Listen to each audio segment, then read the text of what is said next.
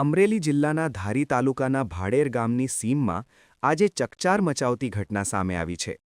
ભાડેર ગામના વશરામભાઈ સેંજલિયાની વાડીના ખાળ વિસ્તારમાં જમીનમાં દાટેલી હાલતમાં માનવ કંકાલ મળી આવતા સમગ્ર પંથકમાં સનસનાટી ફેલાઈ ગઈ છે. સ્થાનિક લોકોએ દુર્ગંધ અને શંકાસ્પદ સ્થિતિ જોતા તાત્કાલિક ધારી પોલીસને જાણ કરી હતી. માહિતી મળતાની સાથે જ ધારી પોલીસ, વહીવટીતંત્ર અને અન્ય ટીમો ઘટના સ્થળે દોડી આવી હતી.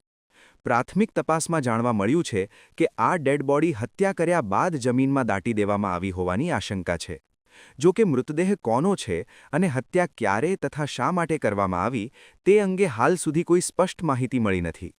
પોલીસ દ્વારા જમીનમાં દાટેલી ડેડ બોડીને બહાર કાઢવામાં આવી હતી અને વધુ તપાસ માટે મૃતદેહને ફોરેન્સિક તપાસ માટે ભાવનગર લેબોરેટરીમાં ખસેડવામાં આવ્યો છે. આ ગંભીર મામલે ધારી પોલીસે હત્યાનો ગુનો હોવાનું માની તપાસનો દોર શરૂ કર્યો છે. આસપાસના વિસ્તારના લોકોની પૂછપરછ હાથ ધરવામાં આવી રહી છે અને જૂની ગુમશુદા ફરિયાદોની પણ તપાસ કરવામાં આવી રહી છે. ભાડેર ગામ સહિત સમગ્ર ધારી પંથકમાં આ ઘટનાને લઈ ભય અને ચિંતાનો માહોલ સર્જાયો છે. પોલીસનું કહેવું છે કે ફોરેન્સિક રિપોર્ટ આવ્યા બાદ જ સમગ્ર મામલે મોટો ખુલાસો થઈ શકે છે.